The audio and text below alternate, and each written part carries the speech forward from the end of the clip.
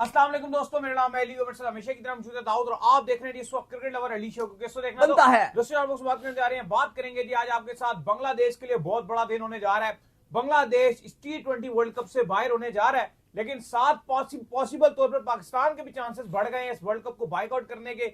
हम क्या तैयारियां कर रहे हैं, वो क्या तैयारियां कर रहे हैं, ये क्या कहानी आ रही है वो आपको बताएंगे। आज बांग्लादेश की मीटिंग भी हुई खिलाड़ियों के साथ, बिल्कुल सब चीजें आपके साथ शेयर करेंगे। क्या क्या हुआ, बांग्लादेश के खिलाड़ी क्या चाहते हैं, अवाम क्या चाहती है, गवर्नमेंट क्या चाहती है, हर मुद्दे पे बात होगी। बीसीसीआई क्या कर रहा है, पीसीबी क्या कर रहा है, बीसीसी क्या कर रहा है, पता नहीं जो आईसीसी है वो क्या कर रहा है, इस सारे मुद्दों पे बात करेंगे।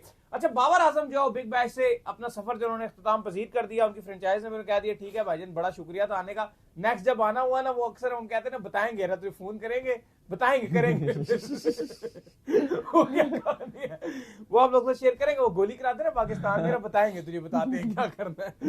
इसके बाद जो अपडेट आ रही है जी, वो आ रही है फुआद राना के हवाले से। बड़ी खुशखबरी है राणा साहब आ रहे हैं। राणा जी मनवा धड़के है, धम धड़क धड़क धम धड़क धड़क धम धड़क धड़क। ये क्या स्टोरी है वो आप लोग से शेयर करेंगे।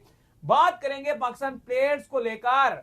भाईजान, पाकिस्तान के जो प्लेयर्स हैं उनके साथ हो गया फ्रॉड, करोड़ों रुपए चले गए। आप सोचेंगे ना, आप ये सोचते होंगे कि यार मैं जो है ना अपनी जिंदगी में अगर नॉर्मल इंसान सोचता होगा 10-15 करोड़ कमा लूं बहुत होगा मेरे लिए, लेकिन नहीं, उन्होंने वो कमाया। बट लालच जितनी बुरी चीज है ना, कुछ 10-15 करोड़ को इंसान आगे बढ़ाने की कोशिश करता है, उस चक्कर में इंसान डूब जाता है। और गए भाई कितने करोड़ है भाईजान, 200 से ज्यादा करोड़ का घाटा हुआ है। और एक खिलाड़ी के तो 20 इंडिविजुअल खिलाड़ी के 20 करोड़ गए हैं, एक के 40 करोड़ गए हैं। इंजमाम का भी बीच में नाम है, रिजवान, बाबर और अली साहब। मसला ये नहीं है, मसला ये कि अभी ऑलरेडी वर्ल्ड कप के खिलाड़ियों की जो परफॉर्मेंसेज है वो बहुत डाउन है। तो अब जब इतना बड़ा माली नुकसान हो गया इनको, तो क्या इनका ध्यान अब उधर रहेगा, परफॉर्मेंसेस पे नहीं रहेगा? ये भी एक सवाल है। इसके बाद जो खबर आ रही है वो आ रही है कि पाकिस्तान की जो अंडर 19 टीम है उसने जो है वो जिम्बाब्वे को जो शिकस्त दे दी अंडर 19 को। इस पर भी बात करेंगे। खैर दाऊद साहब, आज का जो बड़े दिन और बड़ी स्टोरी और बड़ी जो खबर आई वो आई बांग्लादेश के हवाले से। हमने आपको बताया था कल की डेवलपमेंट ये हुई थी कि बांग्लादेश को जो है वो अल्टीमेटम दे दिया गया था कि भाई 24 आवर्स है आपके पास, और 24 आवर्स में जो वो आप अपना फैसला जो है वो कर लीजिए, और अपना फैसला जो है वो 24 आवर्स में जो वो सुना दीजिए कि भाई ये फैसला जो है हम करने जा रहे हैं। अगर किसी को मंजूर है तो ठीक है, नहीं तो ना सही। आईसीसी ने उनको कहा था, फिर नहीं तो हम स्कॉटलैंड को शामिल कर देंगे। तो आज उनके जो स्पोर्ट्स एडवाइजर हैं वो आए और उन्होंने जो फैसला है वो क्लियर तौर पर जो है बता दिया, और उन्होंने ये कहा कि हम जो है हमारे जो खदशात हैं उनको नहीं माना गया, लिहाजा हम जो है वो इंडिया ट्रैवल नहीं करेंगे। इस सिलसिले में उन्होंने एक मीटिंग भी रखी जिसमें बांग्लादेश के जो खिलाड़ी हैं उनसे एक मीटिंग की गई, उनको शामिल किया गया। उनमें ज्यादातर जो सोर्स कोट कर रहे हैं कि राय थी वो ये थी कि उनको खेलने जाना चाहिए, वो ज्यादातर जो खेलने जाना चाहते थे, लेकिन गवर्नमेंट ने इस फैसले के ऊपर दाऊद साहब इनकार कर दिया कि भाई आपने हमारे मैचेस शिफ्ट नहीं किए, लिहाजा हम वर्ल्ड कप में शामिल नहीं होंगे। अब माइट भी पॉसिबल है अब से 2 घंटे के बाद जो क्लियर फैसला है आईसीसी का वो सामने आ जाए, और हो सकता है कि बांग्लादेश को बाहर करके आईसीसी की प्रेस रिलीज जारी कर दे कि हमने स्कॉटलैंड को शामिल कर लिया। देखिए बिल्कुल, और अब से कुछ देर का ही सिर्फ इंतजार है, क्योंकि इसके बाद ऑफिशियली तौर पर आईसीसी का जो 24 घंटे का अल्टीमेटम है वो खत्म होने जा रहा है, और आखिरी डेडलाइन के कुछ मिनट या कुछ ही 1-8 घंटा ही बचा है, और इसके बाद फैसला हो जाएगा कि अब बांग्लादेश इस T20 वर्ल्ड कप में नहीं रहेगा और स्कॉटलैंड को डाल दिया जाएगा। अच्छा, इनको ना बड़ी ऑफर्स भी करवाई गई थी बांग्लादेश को कि आप इंडिया के अंदर ही है, शहर को रिप्लेस वो सब कुछ ऑफर की गई थी, सब ऑफरें जो इनको करवाई गई, लेकिन इन्होंने कहा कि इंडिया के किसी भी कोने में हम क्रिकेट खेलने को तैयार नहीं। अब अली साहब, जो आज का लबे लुबाब है मीटिंग का, बांग्लादेश क्रिकेट बोर्ड की मुलाकातें हुई, बहुत ही मसरूफ दिन था बांग्लादेश क्रिकेट बोर्ड के लिए, क्योंकि उनके पास 24 घंटे का फैसला था और फैसला बहुत बड़ा था।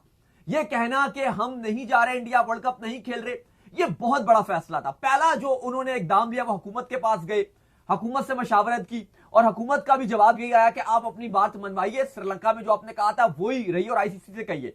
फिर इन्होंने खिलाड़ियों से मुलाकात की, और खिलाड़ियों में ज्यादातर जो खिलाड़ी थे उनकी राय थी कि आपको वर्ल्ड कप खेलना चाहिए, बायकॉट कोई हल नहीं है, यह खिलाड़ियों की राय थी।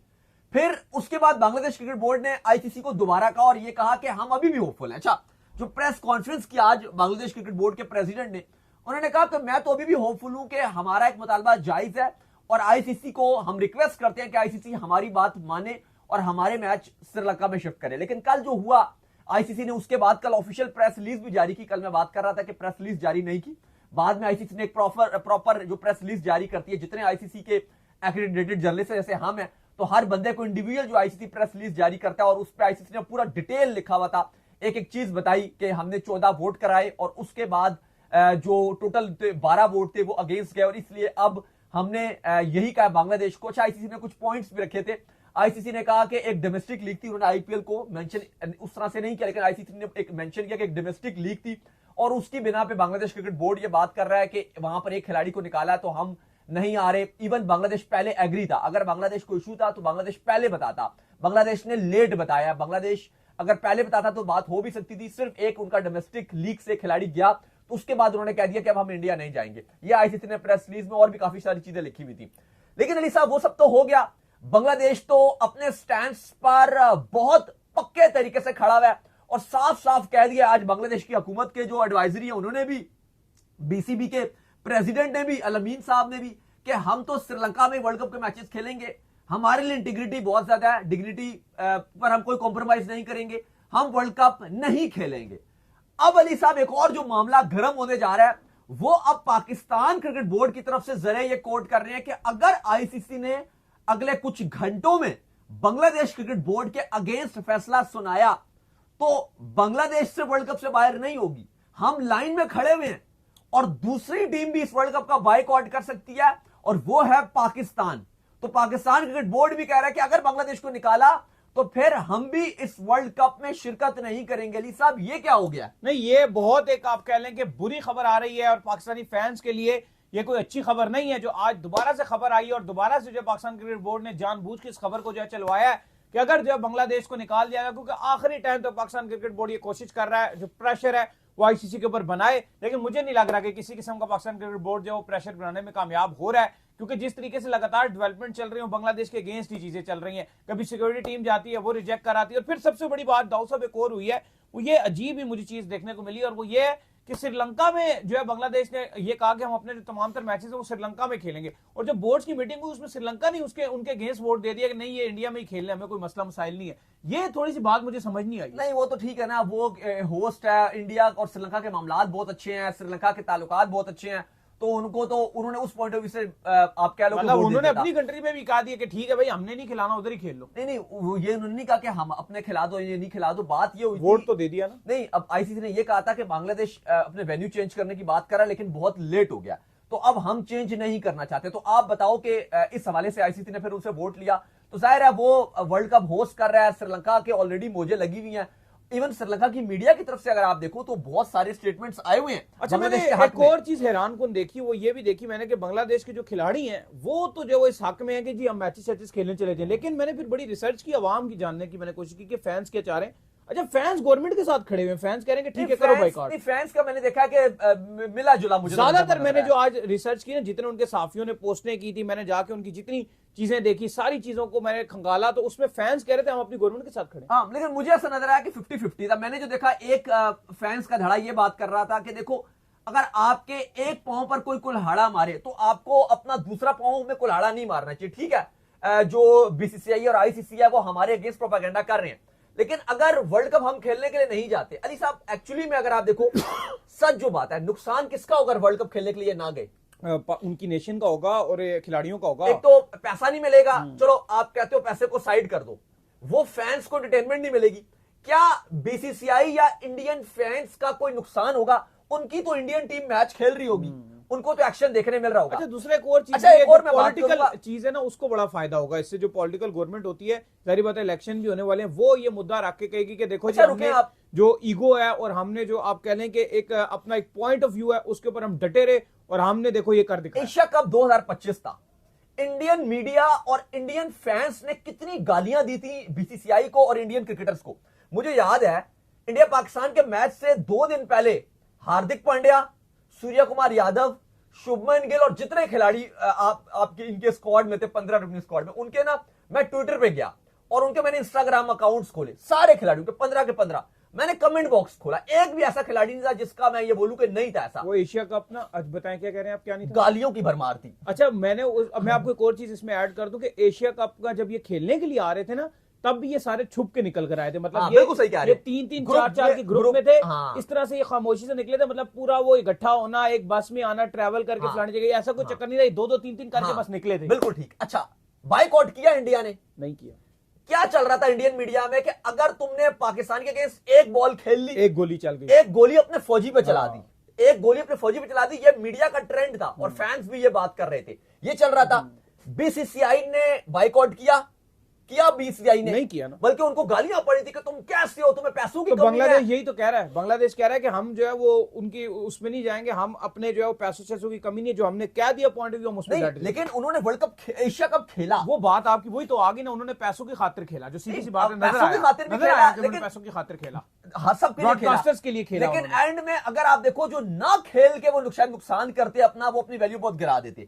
तो मैं ये समझता हूं कि अगर यहां पे बांग्लादेश, अलग बात है कि उनकी आवाम का पॉइंट ऑफ व्यू बदला। पहले उनका पॉइंट का पहले जो मैच था उसमें उनकी आवाम का पॉइंट ऑफ व्यू ये था कि ये मैचेस नहीं होने चाहिए, और जो आखिरी मैच था उसमें उनका ये था 200 सैनमो का टिकट हमें दो, हम किसी तरह बढ़े जा। 200 सैनमो में लगा। अच्छा, फिलहाल इस केस की जो एक और जो अपडेट थी, आज की जो बड़ी अपडेट थी वो ये थी कि बांग्लादेश क्रिकेट बोर्ड की और जो हुकूमत की मीटिंग हुई थी उसमें एक फैसला भी लिया गया। फैसला लिया यह गया कि जो खेलों की आलमी अदालत है, कोर्ट है, वहां पे जाया जाएगा और आईसीसी अगेंस्ट केस किया जाएगा।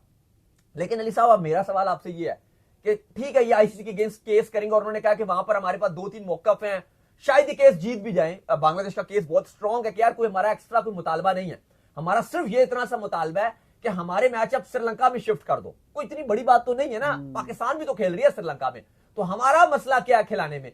ये हो ना कि हम आपसे कोई मुतालबा कर रहे हो कि हमें दुबई में मैचेस कराओ, वो आपको अलग से स्टेडियम रखने हैं, ये है वो मुश्किल काम है। ऑस्ट्रेलिया, श्रीलंका, आपका आयरलैंड, जिम्बाब्वे, ओमान, ये तो पांचों श्रीलंका में खेल रहे हैं। कुछ तो हया करो, कुछ भी नहीं कर रहा, सिर्फ बांग्लादेश को वहां शिफ्ट करना है, कोई बड़ी बात नहीं है। लेकिन आईसीसी और बीसीसीआई सिर्फ और सिर्फ हठधर्मी अपना रहा है और जानबूझकर यह फैसला ले रहा है कि भाई हम तो ये फैसला नहीं लेंगे। अब अगर कोर्ट ने मान के चले अली साहब के बांग्लादेश के हक में फैसला कर दिया, लेकिन बात यह कि वो एकदम तो फैसला करेगा नहीं, वहां पे ये डेट डालेंगे, वो भी उनको मिलेगी वर्ल्ड कप के। चलो अगर मैं कहता हूं कि 2 हफ्ते, अगर 4 तारीख को भी फैसला आ गया, वर्ल्ड कप से पहले भी आ गया, एक दिन पहले तो हो नहीं सकता कि वर्ल्ड कप में बांग्लादेश एकदम से एंट्री मार ले और खेलना भी शुरू कर दे। तो वो तो चीजें फिर ऑलरेडी आप स्कॉटलैंड को आईसीसी तो अनाउंस कर चुका होगा और वो तो मौजूद भी होगी टीम, तो वो तो वर्ल्ड कप तो उनके हाथ से गया। आईसीसी से अगर ये केस जीत भी जाते हैं तो केस में टाइम इतना लग जाएगा अली साहब कि तब तक ये वर्ल्ड कप तो या तो खत्म हो जाएगा या तो वर्ल्ड कप शुरू हो चुका होगा और फिर बांग्लादेश नहीं खेल सकेगा। लेकिन बांग्लादेश को खेलना है तो अभी कुछ ना कुछ इनको फैसला लेना पड़ेगा। मेरा पर्सनली मानना यह है कि अगर बांग्लादेश यहां से पुल आउट कर जाती है, पाकिस्तान क्रिकेट बोर्ड कह रहा है कि हम भी वर्ल्ड कप से बाइकआउट कर देंगे। अब तो अगर तो आईसीसी और बीसीसीआई इस बात से ब्लैकमेल हो गए फिर तो बहुत अच्छा है कि बांग्लादेश भी अगर आ जाता है। लेकिन अगर वो नहीं होते, वो कहती है ठीक है बांग्लादेश भी जाए, पाकिस्तान भी कुछ कर नहीं सकते अब लास्ट मोमेंट पे, और दोनों चले गए, तो नुकसान किसका है? एक बात है, आईसीसी का नुकसान बहुत ज्यादा है, सारे बोर्ड्स को भी नुकसान होगा, ये भी मैं मानता हूं, सबको नुकसान होगा, इंडिया को बहुत ज्यादा नुकसान होगा, मैं ये भी मानता हूं। लेकिन सबसे ज्यादा नुकसान किसका होगा? वो तो हमारा होगा, फैंस का होगा ना, जो मैच एंजॉय नहीं कर सके, पाकिस्तान क्रिकेट बोर्ड का होगा। तो मुझे लगता है इस सब में बांग्लादेश और पाकिस्तान को बहुत जिम्मेदारी के साथ लड़ना पड़ेगा, क्योंकि जंग जो होती है ना उसमें हर मर्तबा जरूरी नहीं कि आप जीत जाओ, समटाइम आपको कुछ इस तरह के भी डिसीजन लेने पड़ते हैं जो शायद वक्ती तौर पे लगे आपको कि आप हार रहे हो, लेकिन मैं ही चाहूंगा कि बांग्लादेश जाए इस वर्ल्ड कप में और ऐसी क्रिकेट खेले, कि सुपर 8 में जाए, सुपर 8 में जाके इंडिया को हरा दे उनके घर के अंदर। क्या इससे बड़ा बदलाव होगा? वैसे आप बताओ। क्या बातें कर रहे हैं बस, छोड़े बस, ठीक हो गया। खैर, इसके बाद जो अपडेट आ रही है जी वो आ रही है बाबर आजम को लेकर अपडेट आ रही है, और आ रही है बिग बैश लीग को लेकर कि बाबर आजम जो बिग बैश लीग से जो बाहर हो गए। आज उनका जो सफर है वो बिग बैश लीग से खत्म हो गया। 11 इनिंग्स उन्होंने बिग बैश लीग के अंदर खेली और 200 रन उन्होंने सिर्फ जो है पूरी बिग बैश लीग के अंदर 11 इनिंग्स में किए। फिर जो उनके वो वाह साहब हैं, उनका भी, मार्क वाह साहब का भी जो एक स्टेटमेंट बड़ा चला, जिसमें उन्होंने स्ट्रेट फॉरवर्ड कहा कि अगर मैं हूं तो मैं बाबर आजम को जो टीम का राइट कॉम्बिनेशन है वो बनाने के लिए मैं ड्रॉप कर दूं, क्योंकि बाबर आजम जो स्टीवन स्मिथ के ऊपर जो है एक्स्ट्रा प्रेशर जो है वो ऐड कर देते हैं और वो उस तरह से टीम का जो राइट कॉम्बिनेशन है उसमें बैठ नहीं पाते। जो उनके साथ भी भाई साहब मौजूद थे, उन्होंने भी इस बात के ऊपर एग्री किया कि बिल्कुल जी आप ठीक कह रहे हैं कि ऐसा ही है। और ये वीडियो फिर इतना ज्यादा चला, पाकिस्तान में भी इतना सर्कुलेट हुआ, सारी चीजों के चलते फिर एक खबर ये भी है कि ऑस्ट्रेलिया जारी बात है आ रहा है और कैंप भी लग रहा है। तो अब कहा यह जा रहा है कि नेशनल ड्यूटी के लिए, मतलब नेशनल, यार ये तो ना कहो ना यार, फिर बात वो आ जाती है, कहो कि यार अब हमारी इतनी बेइज्जती होगी कि भाई और हमसे नहीं बर्दाश्त होती, हम चुप करके निकल रहे हैं, निकल जाओ, कोई और कह लो, पर्सनल रीजन कह लो, ये नेशनल ड्यूटी वाला चूरन ना हमें बेचो कि यार हम अब नेशनल ड्यूटी के लिए जो इनके अब मतलब जो मेन मैच है जिसके फाइनल है जिसमें इन्होंने बाहर होना है, कुछ चक्कर ड्रॉप होने के डर से, अगर आप एक्चुअल मुझसे सही खबर सुनना चाहते हो ना, अगर मुझे सच सुनना चाहते हो, ड्रॉप होने के डर से बाबर आजम जो है बिग बैश लीग से रवाना हो गए और अल्लाह हाफिज कह के वो आ गए हैं। और पाकिस्तान क्रिकेट बोर्ड ने भी कह दिया कि हमने इनको बुला लिया, और बुलाया किस लिए? नहीं, बुलाया ड्यूटी, नेशनल ड्यूटी। ये आपने ये लाजमी याद रखना है कि नेशनल ड्यूटी के लिए श्रीलंका नहीं इन्होंने जा सकते थे, वो इंटरनेशनल ड्यूटी थी, वो नेशनल नहीं थी।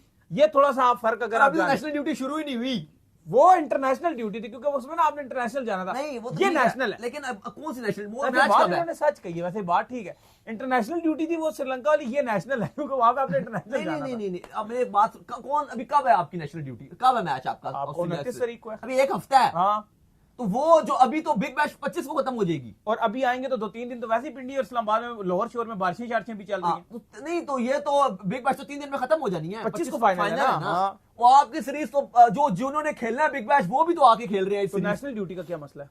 ये मुझे तो नहीं समझ आई कौन सी नेशनल ड्यूटी है। खैर, बाबर आजम का बिग बैश का दी एंड हो गया, और वहां पर आपको पता है, मुझे लगा कि वो मार्क वॉ का जो स्टेटमेंट था वो भी सिडनी सिक्सर्स ने दिल पे लिया। साथ ब्रैड हैडिन भी थे, उन्होंने भी बिल्कुल एग्री किया। उन्होंने कहा जी कि स्टीवन स्मिथ पे बहुत प्रेशर आ रहा है बाबर आजम की वजह से। इवन साथ ईशा गुहा थी, बड़ी जबरदस्त प्रेजेंटर हैं, उन्होंने बड़ा सरप्राइज किया, उन्होंने इस पे कोई कमेंट्स भी नहीं दिया, बस उन्होंने कहा कि ये दोनों क्या कह रहे हैं, बस इन दोनों की राय है, मैं कुछ नहीं कह सकती। और इसके अलावा उन बेचारी ने अपने आप को इसी तरह से बस झाड़ा, और उसके बाद उन्होंने बात को खत्म किया। लेकिन अली साहब उन्होंने तो साफ साफ कह दिया कि बाबर आजम इस टाइम जो उनकी परफॉर्मेंस है करंटली, वो बिग बैश की 11 में फिट नहीं बैठते, आपको चेंजेस करनी पड़ेगी। और उसके बाद वो स्टेटमेंट वायरल ही हुआ कि आज ये स्टेटमेंट आ गया सिडनी सिक्सर्स और बाबर आजम दोनों का, कि बाबर आजम जो एक लास्ट उनका क्वालिफायर है और फाइनल है, उससे पहले बाबर आजम वापस घर जा रहे हैं। लेकिन हमारे पास जो रिपोर्ट्स हैं, इनसाइडर्स हैं, वो ऑस्ट्रेलिया से हमें रिपोर्ट्स ये हो रही हैं कि सिडनी सिक्सर्स ने बाबर आजम को बता दिया कि जो अगला मैच है उसके अंदर हम आपको 11 में नहीं खिला रहे। ये आपके हमारे पास रिपोर्ट्स आ गई हैं। उन्होंने कहा कि आप ड्रॉप होने जा रहे हो, तो फिर बाबर आजम ने कहा कि ओके जी, पाकिस्तान ऑस्ट्रेलिया की सीरीज में मैं भी जा रहा हूं। उन्होंने भी कहा हाँ जी बिल्कुल ठीक है। ऑलरेडी सिडनी सिक्सर्स ने बहुत ज्यादा कैश किया बाबर आजम को, बेहतरीन उनकी व्यूवरशिप भी बढ़ गई, गेट मनी भी बढ़ी, उनकी हाइप भी बनी, ट्रेंड पे भी रही, सब कुछ उन्होंने बाबर आजम से जो कैश कर सकते थे, एक ब्रांड है बाबर आजम ऑब्वियसली, वो सब उन्होंने कैश किया। लेकिन बाबर आजम जो उनसे चाहते थे वो नहीं मिल सका। बाबर आजम चाहते थे कि यार एक फॉर्म भी चले, कुछ बल्ला भी चले, कुछ बैटिंग भी जो है जिस कैलिबर के प्लेयर हैं वो, लेकिन क्या थे, बस गुजारा ही था, क्या 50 थे उनका। 11 मैचेस में 202 रन बाबर आजम ने बनाए, सबसे लोएस्ट स्ट्राइक रेट पे रही हैं। 22 की एवरेज रही, और स्ट्राइक रेट की अगर आप बात करें तो 103 का स्ट्राइक रेट। अच्छा दाऊद साहब, एक और दूसरा मसला ये भी हो गया कि पाकिस्तान के लिए वर्ल्ड कप बिल्कुल सर के ऊपर खड़ा हुआ। अब चंद ही दिन जो आपके वर्ल्ड कप के अंदर जो बाकी रह गए, अगर आप सिर्फ बाबर को निकाल भी दो ना, कोई भी आपको परफॉर्म नहीं कर रहा। साहिबजादा फरहान की अगर आप बात कर लो, सैम अयूब की बात कर लो, वो कुछ भी नहीं कर रहे। बाबर आजम की बात कर लो, उनका कुछ पता नहीं है क्या होगा। उस्मान खान का कोई कंफर्मेशन नहीं है कि उनका क्या होगा।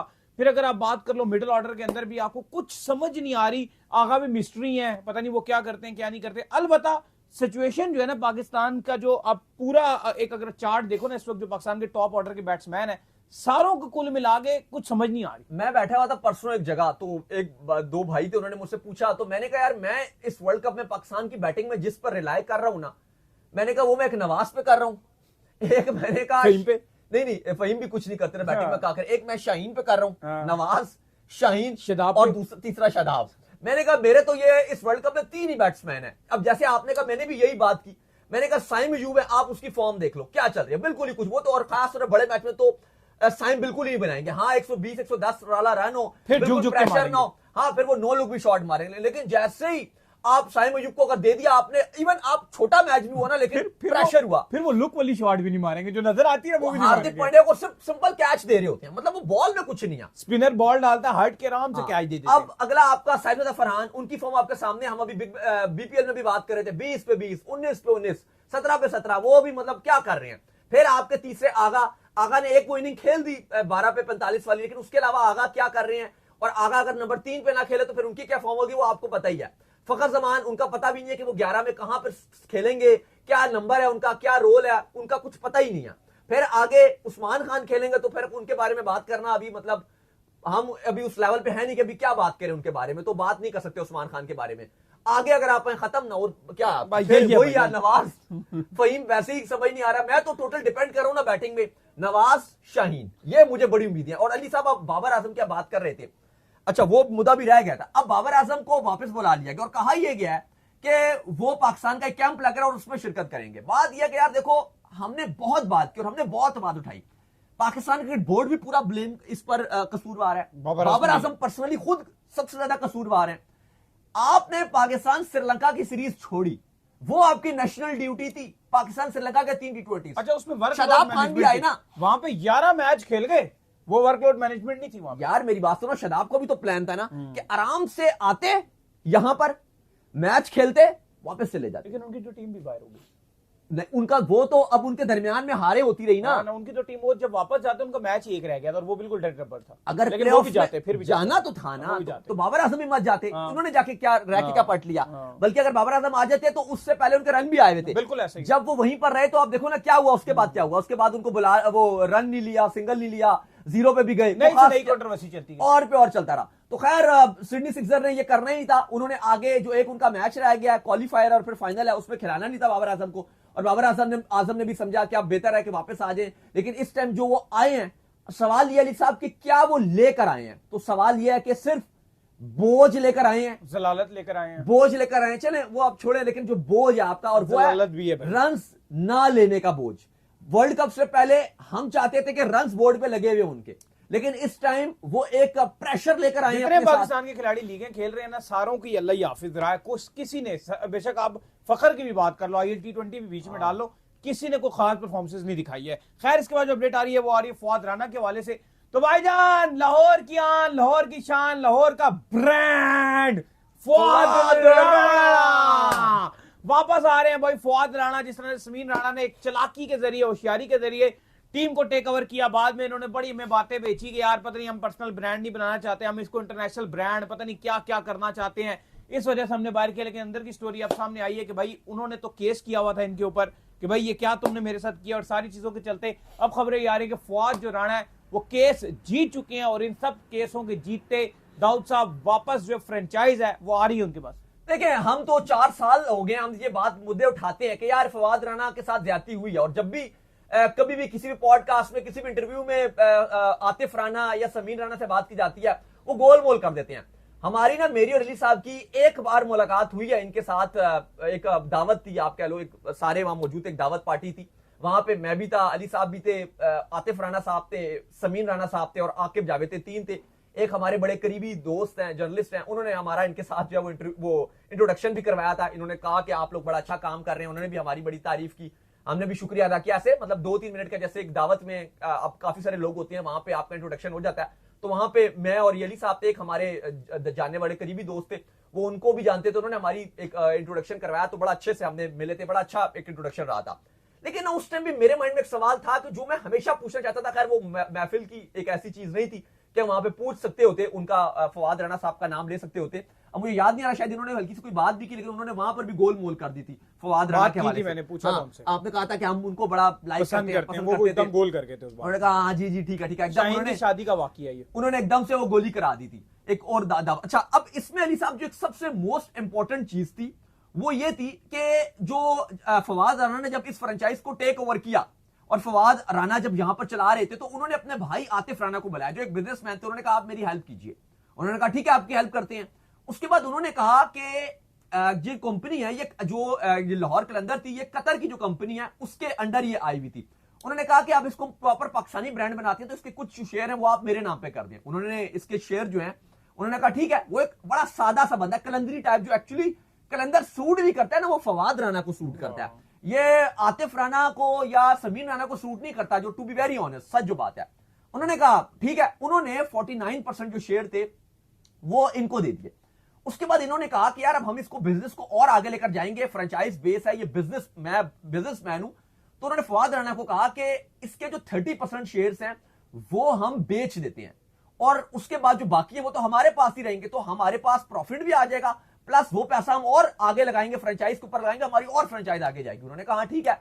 वो और सादा बंदे थे, उन्होंने कहा मेरा भाई है ठीक है। उनके जो फवाद राणा के पास जो 51% शेयर थे, उसका जो 30% शेयर था वो आतिफ राना ने बेच दिया।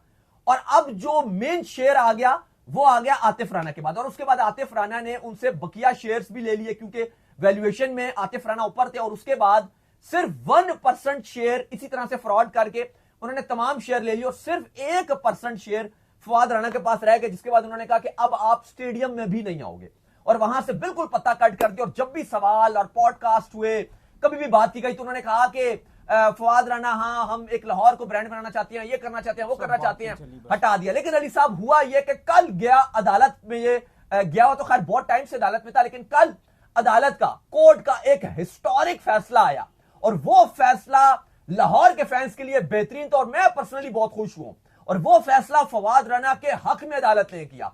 अदालत ने कहा कि क्योंकि ये सारे जो शेयर्स ये फ्रॉड के तहत लिए गए हैं फवाद राना से, एक तो ये कहा गया कि जो फ्रेंचाइज लाहौर कलंदर है उसकी भाग दौड़ फिलहाल फौरी तौर पर फवाद राना के सुपुर्द की जाए, पहला फैसला। दूसरी बात यह की गई कि जो 51% शेयर है लाहौर कलंदर्स के, वो जो है वो वापस किए जाएं आपके फवाद राना को, और प्लस अगर ये शेयर वापस नहीं किए जाते तो 230 करोड़ 2.3 बिलियन ये फवाद राना को दिए जाएं जो इतने सालों में उनके साथ फ्रॉड किया गया। तो बहुत ही एक अच्छा डिसीजन है। और अली साहब ये एक निशानी है कि शायद जो एक अच्छा इंसान होता है, शायद उसके साथ जब फ्रॉड हो जाता है तो हम बोलते हैं कि शायद उसको इंसाफ कुछ टाइम के बाद मिलता है, लेकिन मिलता जरूर है। जो जुल्म करता है वो जीता कभी नहीं है। बेशक हमने बोला फवाद राना के साथ ज्यादती हुई, इतना टाइम उनका वेस्ट हो गया, लेकिन यकीन मानिए कि एट द एंड वो केस जीत गया। और प्लस ये हकीकत बात है कि जो लाहौर कलंदर इतनी हाइप पकड़ी थी ना, अब बाकिया भी तो आपके पास 5 फ्रेंचाइजीज थी, मुल्तान उस टाइम नहीं आई थी, लेकिन लाहौर कलंदर क्यों टॉप पे चली गई? सिर्फ फवाद राना की वजह से। लेकिन आज उनको क्रेडिट भी नहीं देते और कोई रीजन नहीं था। अब ये लाहौर कलंदर को बड़ा सपोर्ट करते थे। क्यों करते थे आप सपोर्ट? फवाद राना की वजह से। मैं उनको बड़ा प्यार करता था। हाँ, वो हारते थे, लाहौर कलंदर बार बार हारती थी। ऐसे ना दिल का बड़ा सच्चा सा बंदा था। जैसे ही वो जीतती थी वो दिल से झूम जाता था, जैसे ही कुछ शिकायत होने लगती थी वो दिल से उसके आंसू आए। मतलब ऐसा लगता था कि इसमें कोई होशियारी चलाकी नहीं, बड़ा डिसेंट और बड़ा एक लजपाली सा बंदा है। और यही फायदा उठाया उनके भाइयों ने और उनके साथ फ्रॉड किया। लेकिन अल्हम्दुलिल्लाह ये बेहतरीन चीज है कि फाइनली फैसला हुआ। इवन फवाद राना ने, मुझे याद है, मुझे साल याद नहीं आ रहा, लेकिन फवाद हमने एक लाहौर के अंदर जब वो जीती थी तो हमने ये मस्त नजर वाला डांस किया था। तो फवाद राना साहब ने, अगर आपको याद हो, हम दोनों की, उन्होंने टीवी पर बैठ के उससे हमारी तारीफ की थी, हम दोनों का उन्होंने जिक्र भी किया था कि यार बड़ा उन्होंने अच्छा किया था। और वो उन्होंने ये बोला भी कि उस टाइम मैं इन दोनों को जानता भी नहीं, लेकिन जिस तरह से इन्होंने प्यार दिखाया मेरे लिए, ये मैं बहुत ज्यादा तारीफ करता हूँ। उस टाइम से वो बेचारे हमारी भी बड़ी करते थे। खैर इसके बाद जो अपडेट आ रही है वो ये आ रही है कि पाकिस्तान के जो प्लेयर्स हैं वो फ्रॉड का शिकार हो गए हैं। करंट प्लेयर्स 200 करोड़ रुपया जो है वो डुबा चुके हैं। अपनी हक मेहनतों की कमाइयां भाग भाग के लीगे खेलने दुनिया के दूसरे कोनों में जाते हैं, इधर से जमा करते हैं, उधर से जमा करते हैं। बड़ा फ्रॉड हो गया भाईजान उनके साथ, और 200 करोड़ रुपया जो है वो पाकिस्तानी प्लेयर्स का डूब गया है, जिसके अंदर शहनशाह अफरीदी शामिल है, जिसके अंदर बाबर आजम शामिल है, जिसके अंदर मोहम्मद रिजवान शामिल है, जिसके अंदर तैयब ताहिर शामिल है, जिसके अंदर हारिस रऊफ शामिल है, जिसके अंदर शादाब खान शामिल है, जिसके अंदर आपके साबिक खिलाड़ी इंजमाम तक का नाम गर्दिश कर रहा है। 200 करोड़ रुपया दाऊद साहब, 2 अरब रुपया। देखिए 14 से ज्यादा खिलाड़ी हैं और बिजनेसमैन ने इन तमाम खिलाड़ियों को, और जो आपके साबिक क्रिकेटर हैं जिसमें इंजमामुल हक का भी नाम शामिल है, इनको पोंजी स्कीम के थ्रू आप कहो कि इनको बिल्कुल टैकल किया और इनसे पैसा लिया। और इस टाइम खिलाड़ी उनसे राब्ते भी कर रहे हैं और अब वो बाहर जा चुके हैं, मुल्क छोड़ गए हैं वो।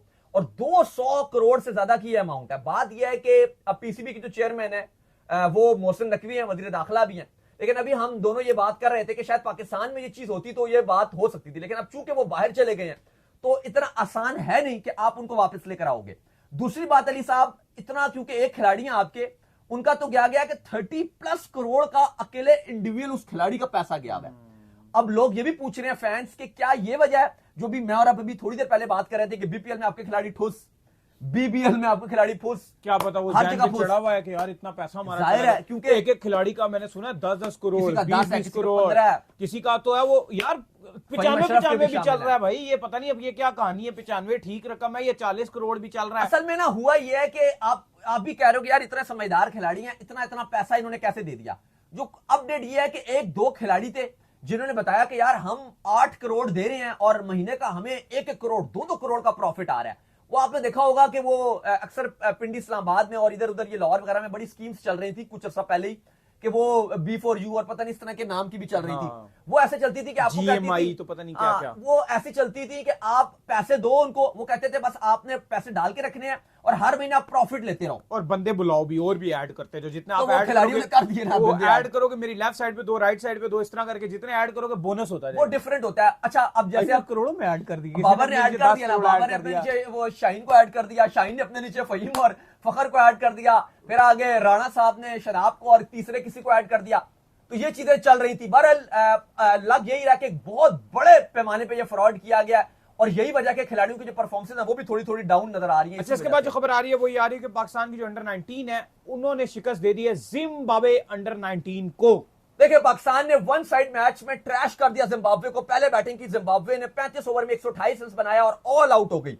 पाकिस्तान की तरफ से अली रजा ने कमाल गेंदबाजी की, 8 ओवर में 16 रन देके 3 खिलाड़ी आउट किए, 4 मेडन ओवर फेंके, भाई कमाल बॉलिंग। सियाम ने बेहतरीन बॉलिंग की, 9 ओवर में 36 रन देके 2 खिलाड़ी आउट किए। सुभान एस यूएल अपना रोल बखूबी निभाते हैं, 7 ओवर में 1 मेडन, 14 रन और 2 खिलाड़ी आउट किए और जिम्बाब्वे को पूरी तरीके से ट्रैश करके रख दिया। फिर जब पाकिस्तान बैटिंग करने के लिए आए तो पाकिस्तान के one and only Sameer Minhas, उन्होंने बल्ला चलाना शुरू किया, 3 छक्के और 6 चौकों की मदद से 75 गेंदों पे 74 बना और इस तरह से पाकिस्तान ने 2 विकेट के नुकसान पे 172 रन बना लिया और साथ ही साथ पाकिस्तान अब सुपर 6 राउंड के लिए भी क्वालिफाई कर चुका है। पाकिस्तान ने इससे पहले स्कॉटलैंड को भी हरा दिया, तो आज पाकिस्तान ने जिम्बाब्वे को हरा दिया। पाकिस्तान नेक्स्ट राउंड में जा चुका है। तो चलो उम्मीद करते हैं आज का हमारा शो आपको आएगा पसंद। आप वीडियो को लाइक कीजिए, हमारे चैनल को सब्सक्राइब कीजिए और इंस्टाग्राम पर जाइए, इनको फॉलो कीजिए। इंस्टाग्राम पे मुझे फॉलो कर लीजिए, वहां पे मैं मौजूद हूं दाऊद क्रिकेट के नेम से। अगर आपको कोई सवाल हो तो भेजिएगा। मुझे फॉलो कीजिए, मैं अब्दुल क्रिकेट लवर ऑफिशियल के नाम से, लिंक डिस्क्रिप्शन में मौजूद है। फिर आपसे मिलते हैं नेक्स्ट वीडियो, तब तक के लिए अल्लाह हाफिज।